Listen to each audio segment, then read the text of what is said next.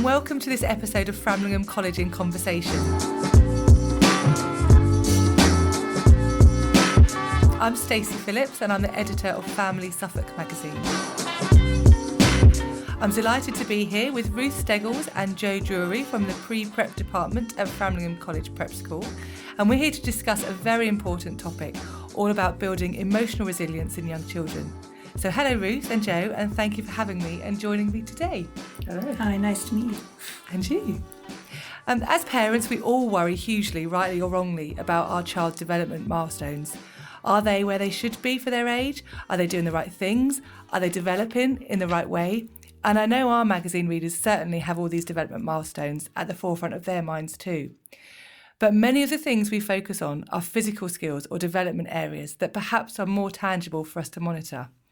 Today we want to talk about emotional development, and specifically emotional development skills that support our children in becoming emotionally resilient and essentially being able to bounce back from things that might not go their way.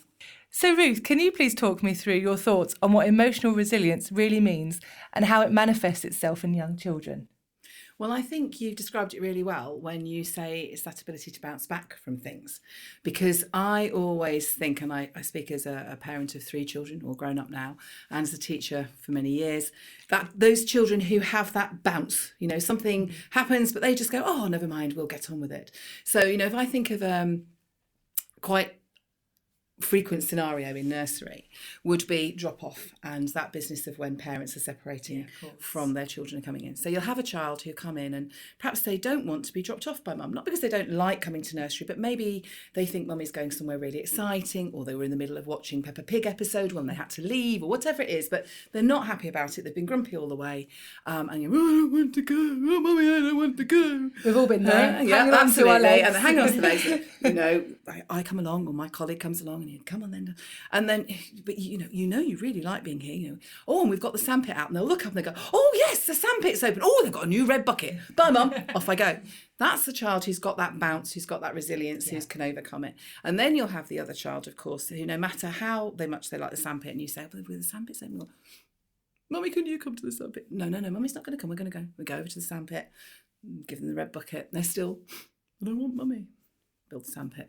But I want mummy. And it goes on for longer. Mm-hmm. So they tend to be the children. Now, I am the mother, as I say, of 3 children.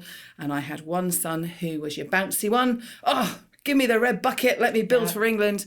One who was, oh, I can't do it. And that's really interesting as well, isn't it? That actually children from the same parents can be very different in their... Very different.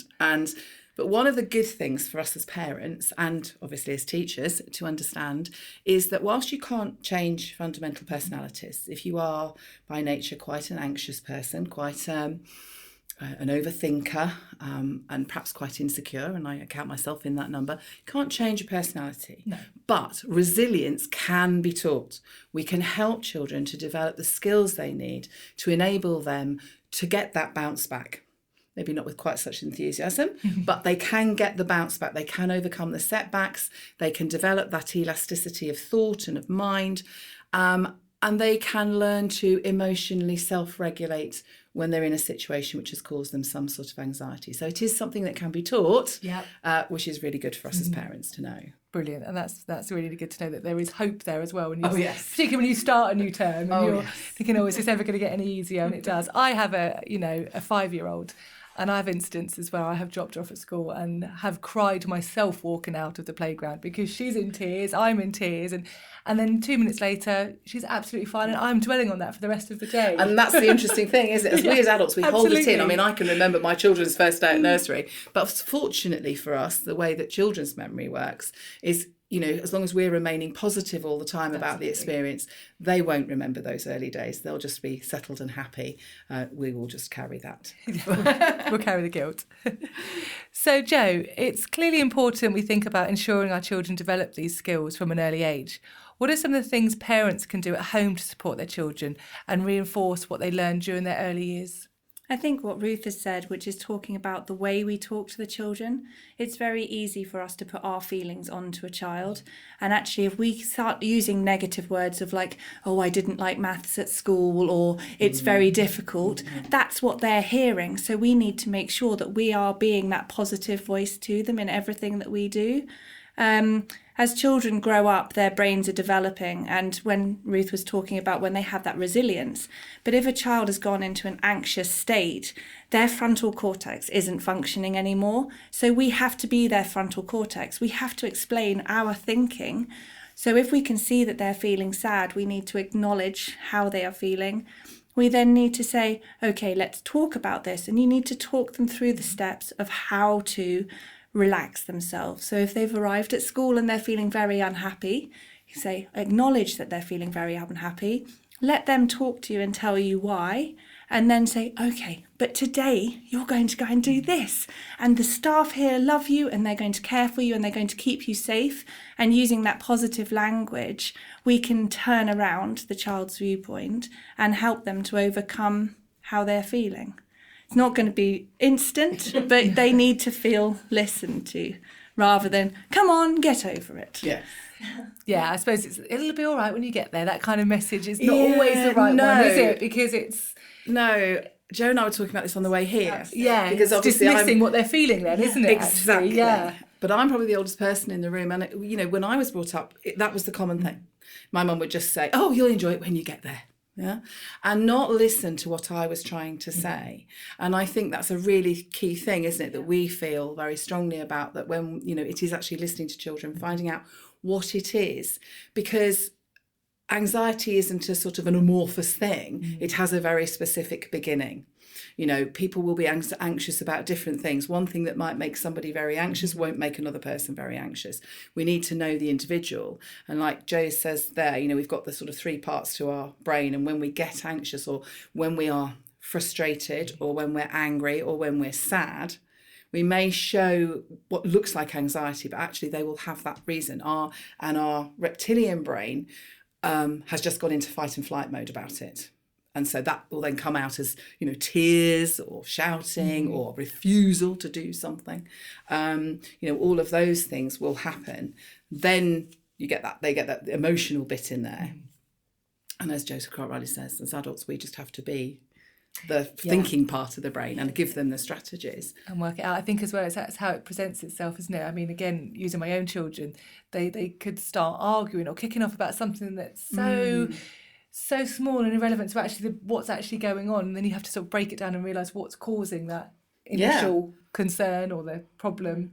And that's an interesting thing as well, isn't it? Because actually we might, as an adult, think that concern, when we get to the bottom of it, seems incredibly trivial. They might say something like, I'm frightened there'll be a storm while I'm at nursery. Okay, because as Joe and I were just saying, weren't we, children do think in a very concrete manner. Yeah. So they have that business of associating something with another, because that's the way we think. I saw a black cat, and then 3 hours later I was sick. Black cats make me sick. Mummy, there's a black cat. Okay, actually we know that they got the norovirus, but we are older and we can do it. It's that association. So it is that business of sometimes as an adult, when a child finally does tell you whatever it is that is making them frustrated or sad or angry, can seem quite... So you've got to sometimes act and think, okay, just because I think that seems the, lamest thing, I'm accepting how you're feeling about it. And, as Joe says, we give them the strategies to deal with it. So obviously resilience is important for children's mental health, as it will help them cope better with stressful situations. We hear the term anxiety talked about a lot in terms of older children's mental health, but in fact many young children also experience anxiety in these situations, don't they? Which as a parent can be quite overwhelming to feel that a 3 or 4 year old child is also anxious. It can be, and I was talking to parents this morning and they actually asked me, do you think we're seeing more anxious children than we ever have? And I think probably not. I think it's just, as I'm saying, we've moved on and we're all so much more conscious about children's well-being, and we're all so much more conscious about the impact of challenge and sometimes traumatic events. And those traumatic events, I'm not just talking about the really big things, the obvious things that we would all think of. It can be very traumatic for children if, say, they were put on a bus to come to school and the bus ran late and they were terrified that nobody would be waiting for them, or they were the only person to be dropped off at that point and they had to go across the place. Those are things that we perhaps as an adult would think was a bit of a setback, but for them it's really traumatic. So, actually children have always had those experiences. But perhaps to some degree their feelings about them were minimised, whereas now we're more willing to talk about them and find out about them. But I think it's also true to say that we are living in a more anxious world. And as adults, we always want to protect our children from seeing some of the worst things in the world. But actually, with our modern communication system, it can be very difficult to do that. Even if you as an adult can avoid the news programmes on the television, and even if you turn off the radio, if you think there's going to be something on there, when you're out and about, you stop at a service station on the motorway, say on holiday, you'll see big screens, won't you, with pictures on.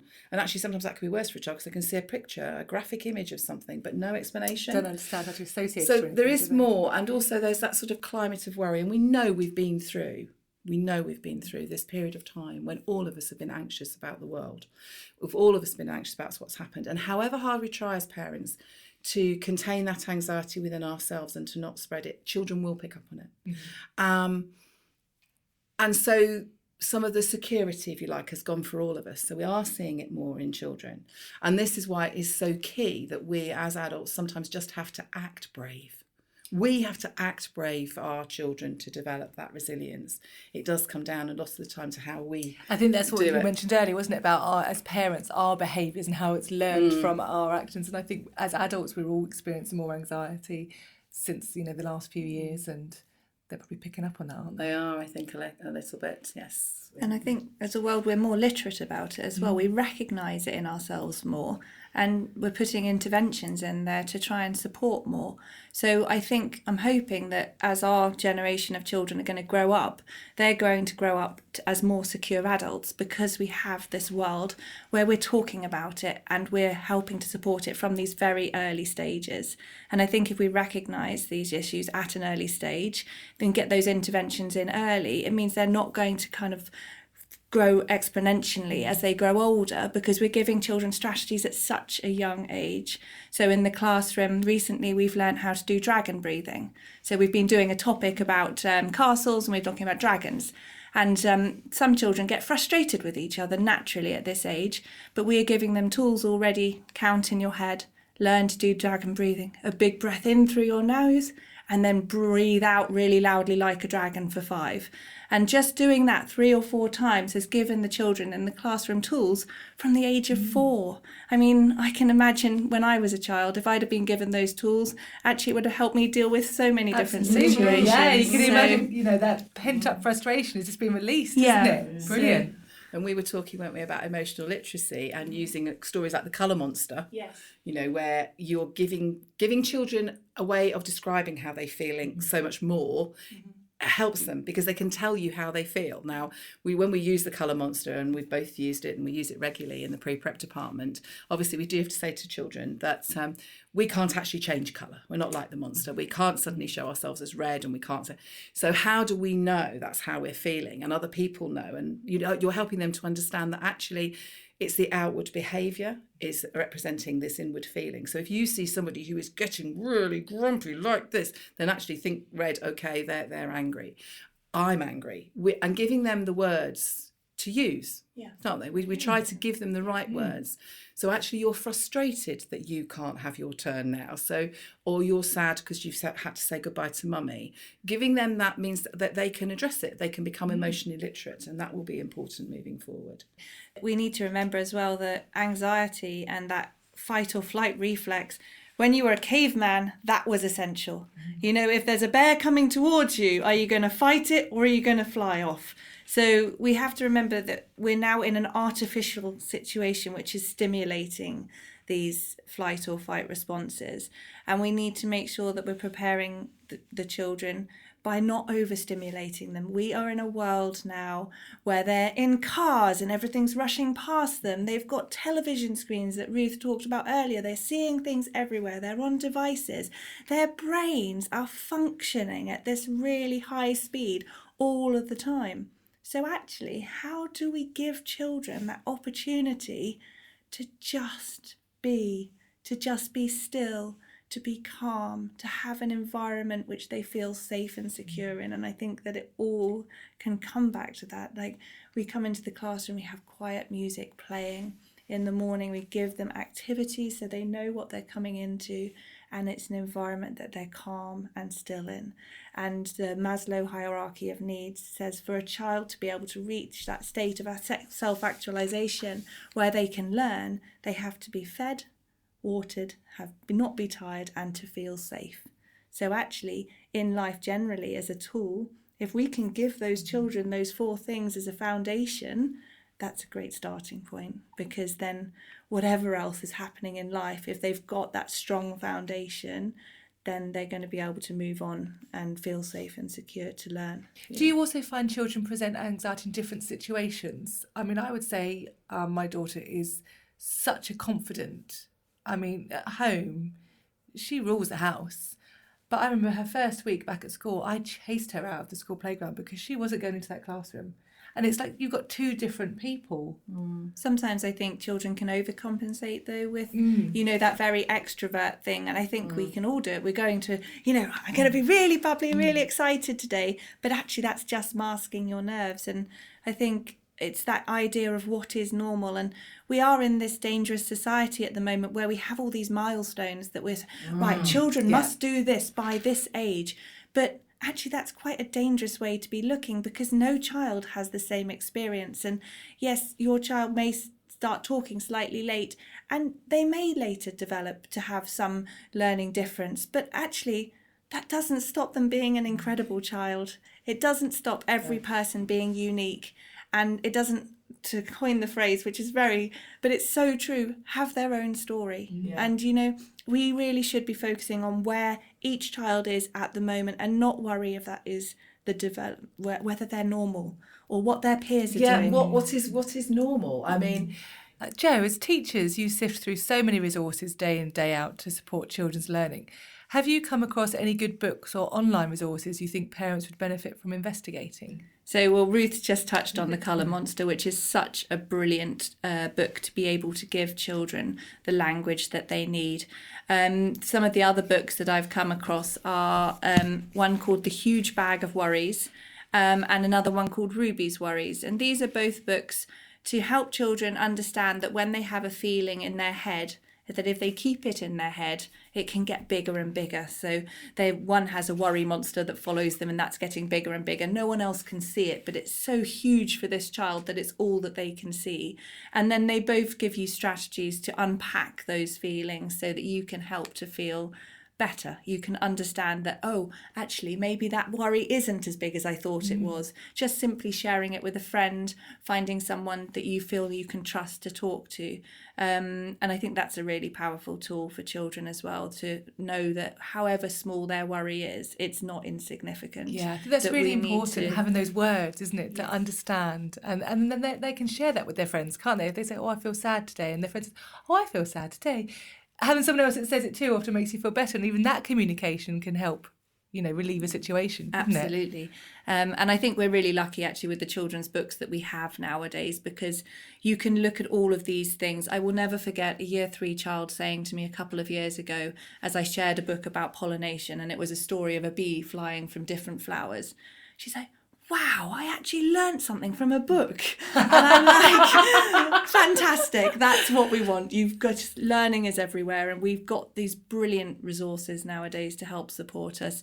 Ruth's actually just always also put some books on the table which are fantastic, which are Don't Worry, Be Happy, which is a guide to overcoming anxiety. And it's got loads of great activities and colouring that you can do with your children, and it's just sharing this journey about understanding our feelings as a parent and as a child. And the lovely thing is they look so inviting as well, the books, don't Yes, they? they do. Look like children will actually want to pick them up and read them, or read with you. Absolutely. So they don't necessarily feel like they're addressing something so important. They're just having a sit down, having a story. Ruth has set up a brilliant library in the pre-prep where it's really helpful for the parents. There's just a box, and she tops it up with these books which, the parents can come and borrow. So you kind of don't have to go to that expense. It's just making sure that all of these things are available, which I think is so powerful as well. It's really important, isn't it? Yeah. Really important to have the different tools to your, Yes, and what we're trying to do is sort of provide parents with those tools, and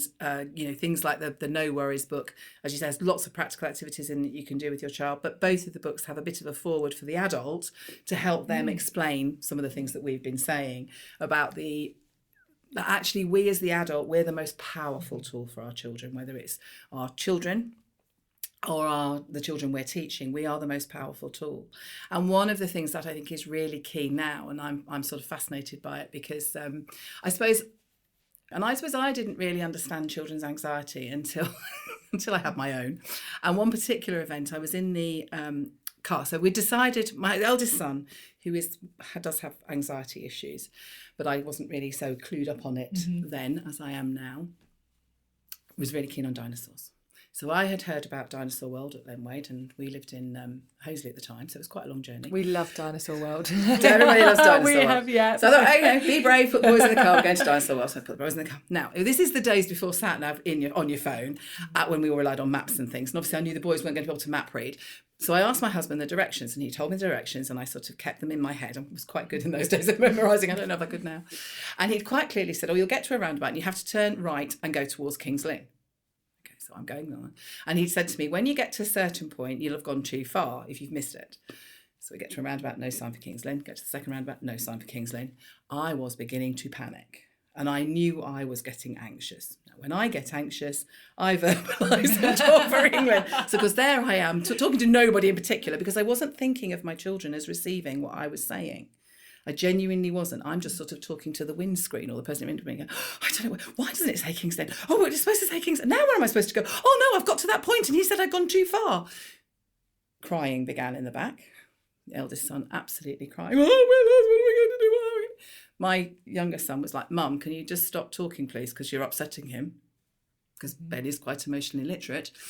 And so, I thought, oh, okay, so now I'm anxious because I've upset my son and I'm lost in the middle of Norfolk.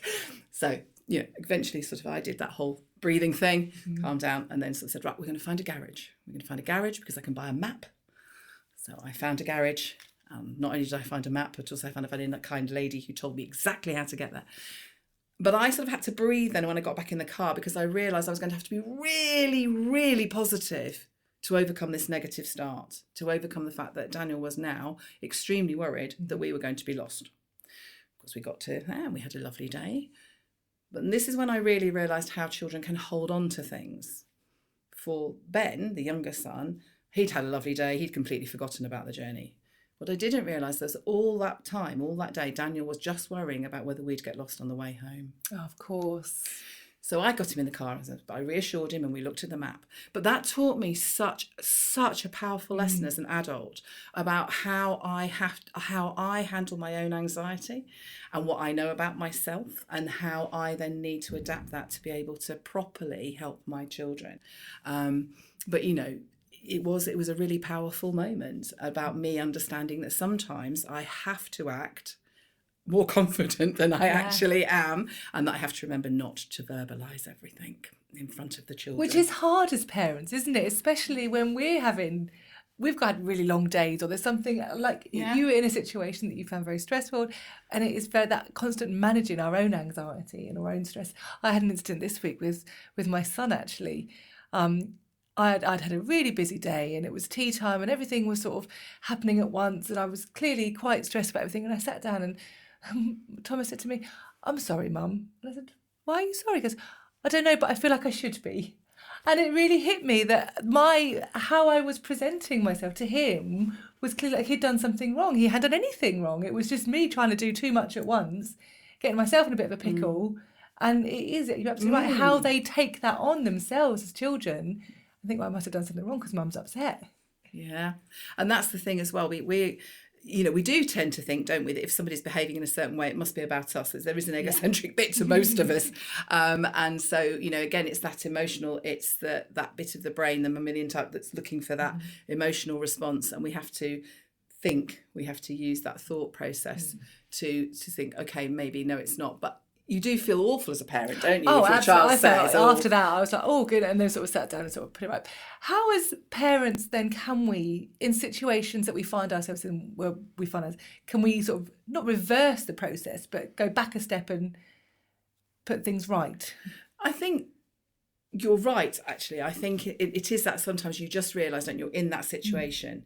And again, Joe and I were discussing this before. Sometimes it's a question of, right, I'm going to do the breathing exercise and take the deep breathing and calm my anxiety down so that I can then help calm yours.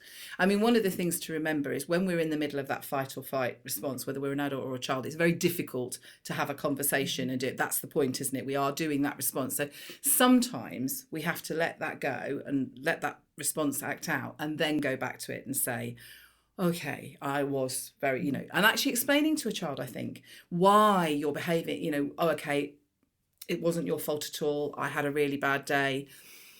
This is what's happened. And that reflecting on what could I do better, So mummy can say, okay, I totally admit that. That's it, isn't it? It's saying, oh, I got it wrong.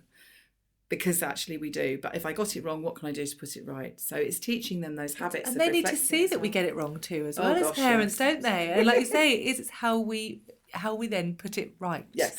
We learn from it, we move on, and we apologise. And I think they need to understand that. Yeah, because they need to understand that all these emotions are normal. So Ruth, can you give us 5 tips on how we can all support our young children in building essential resilience skills? I think talking, if you can, and that depends on the age of the child, so the conversation's got to be age appropriate. That's emotional literacy. Giving them strategies, so reminding them of how they got over something. So if it's about something that's causing a child anxiety, so say separating to go to school, or getting on a bus to come home from school or whatever, then actually you can talk about the event and you can ask them why, has anything happened? You can talk about the times that it was fine, that we got on the bus and it was absolutely fine, the journey was okay. So think that that's going to be more positive. Reframe things. We all get into that negative thought train, don't we? I can't. Mm-hmm. I won't. I'm not going to. But reframe it. I can't. No, you can. You have done it before. You can. I mean, as I say, children can get very anxious about quite simple things. But actually reminding them that they can do it, you can do it, is a really good and positive thing to do. So reframing things sometimes, helping our children think more positively rather than more negatively, and helping us think more positively rather than negatively is a really good tip as well. I think because I'm also head of outdoor learning at school, and one thing where I see which is helping to build resilience and trying things is I think so often we're living in a world where parents are afraid for children to take risks, but actually children need risky play. So it's about teaching children the skills that they need to keep themselves safe. So they're not blindly going into something, that they understand that if they climb a tree, there is a risk. Rather than saying you can't climb the tree, let's give them opportunities to do it in a safe way so that they're experiencing how it feels to be slightly unsteady, but in a place that they're not going to climb 20 feet up. So I think certainly outdoor learning and forest schools has given us a wonderful opportunity to do that. We have children learning how to light fires from the age of 7 and learning how to do that safely. I had a girl in forest schools who was terrified because when she was 3, she'd once burned herself on a barbecue, and she said, I'm not allowed anywhere near a fire because I will hurt myself. And she was now 9. And I said, okay, let's talk about this. So that happened when you were 3. So what would you do differently now? Oh, well, I would do this. Exactly. You know how to keep yourself safe now. So it's about having those conversations with children to show them we trust them. That actually they can make and without choices. the forest school, she'd got to 9 still holding on to that fear. Where would she have got to in life if she hadn't had that experience of the forest school setting and the opportunities that you're giving them to understand actually? I think that's an important thing about listening, isn't it, to what it is, because if it's about a fear, if children are still holding on to a fear, we can help them to overcome that fear by, in lots of different ways. Even things like scary stories for children, that whole business of being slightly scared, but it resolves itself. And you can say that, can't you? You can say, but, oh, yes, okay, so the giant did do this, but it's okay because this is what happened afterwards. He ran away when we treated him. And you can help children to understand. Because you're right, sometimes children do hold on to things for a very long time, and it's about unpicking it. And that's why one of the key things, I think, for parents helping children with anxiety is to talk positively to your children. So do ask them about the school day. Of course you do, but ask them in a positive way. What went well? What did you enjoy? What did you succeed at? What was great? What did you challenge yourself? But be really positive, not that sort of thing, oh, So what happened today? Did you get into trouble? How did you get on in your spelling? No, spelling tests are important, they are. But the spelling test is actually about children learning spelling to use in writing. And we need to help children sometimes to address that and say, but did you spell it right? Well, that's great then, isn't it? Look, you do always be positive, and sometimes we have to act positive. But, it is reframing it. It's starting that conversation that goes, what went well? What did you do well? What made you feel happy? What gave you that feeling of contentment? What did you enjoy? So that they're then reflecting on the positive things. And then when they bring out the negative things, that's fine. We can talk about that. But we can say, but how can we solve that? So offering solutions. I think it's really key that we do that, because actually that's what we do as adults, isn't it? We reflect on something. Joe and I have a lot of reflective conversations at the end of the day, don't we? We reflect on things and we talk to each other, and that conversation, that really helps. It can help you see things. So it's important to reflect, but it's also important not to overthink, not to overanalyze, but to come to a point where you think, right, I've thought about it. I've thought about what I could do better. I've got a solution for next time, and now I'm going to let it go. And letting it go. In fact, some of these books contain sort of activities that help children to let go of an anxiety, because actually I've now thought of the solution, so I can write the anxiety on a paper plate and fly it away, or I can go and throw a pebble in the water and let it go. All sorts of things where they can physically, that physical act of letting go of that emotional feeling is really important as well. Yeah, I guess it's like as adults, we become overburdened with actually just writing a list sometimes, taking it out of our head and putting it on a bit of paper. It's amazing how that kind of refocuses it. And it's the same for a child and their anxiety, isn't it? It's giving them a way to release it. And in a positive way. We've covered articles in the magazine before about how to talk to children after school, because I know with my two, again, they get in the car and they are absolutely shattered. So try and have a conversation with them about, what did you do today? Those sorts of questions. I just get nowhere. One of the questions I asked them, this is one of my favourites, who made you laugh today? Or something like that. And it's amazing how that then starts a conversation, and before you know it, you've got information out of them without them even thinking about it. That's right. Yes, true, isn't it? What was funny? I think that's true, because I used to find as well that children then finally get to the nugget that they really need to tell you. Just as they're going to bed. Just as they go to bed, yeah. So that's another one, isn't it? Because then you can tell it's keeping them awake or whatever. So you need to sort of give them strategies. I remember with Daniel, because he did overthink things. And I remember one day I was leaving the room and we'd had the bedtime stories and we were in bed and I was going to turn out the light, but there was always a night light outside.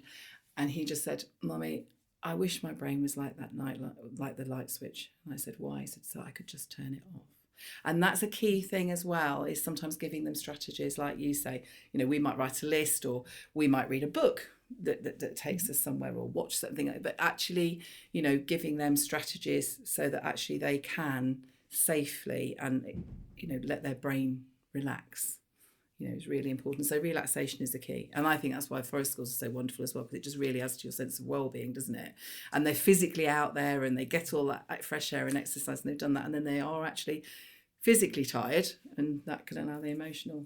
Absolutely. Release. Just being outside sometimes, isn't it? A change of scenery, not being in that structured classroom setting that doesn't suit every child. Just having a different release, isn't it? Yeah, absolutely. Yeah, we often say that children can be very different outside, can't they? Yeah, exactly. You just reminded me, actually, when you were saying about bedtime and you asked about resources earlier, there's Big Life Journal, which is there's a website, and they have a really nice age-appropriate journal for the end of the day, but it helps with that kind of positive reflection as well, rather than focusing on the negative. So if you're not sure what you want to do, and I did this journal with my own son, and we did it every night, and it's the same thing, and sometimes he would write nothing and you just choose the face that he was feeling, but then as it went through, he learned how to use it, and using that emotional literacy was able to share a lot more, and then actually that helped him sleep, and like you said, get it off his mind, so at the end of the day he felt he could just turn off. And it's structure as well, isn't it? Because I think children cope very well with structure when they know what's going on, because sometimes it is getting that balance right between delaying tactics, and are they purposefully choosing that time just before going to bed to tell you something, because they know it's going to buy them another 5 minutes before you say goodnight. If you build that into a bedtime routine almost, if you know that your child's got tendencies to do that, and they understand that actually we're going to have 5 minutes before we even go up to the bedroom, we're going to do your journal, and then it's done. And I guess it's understanding then what is anxiety and what is, trying to put a fast one. So if children are, I think Joe alluded to this earlier, if again it's about those basic needs, if if they're so busy worrying about something, and I often say that when I show parents around, and I say that, you know, the importance of us in the pre-prep and what we aim to do as teachers is to provide a nurturing, safe and secure environment for our children to learn in. We hope that they will understand that learning involves making mistakes, that they can value those mistakes and find out what to do in a different way, etc.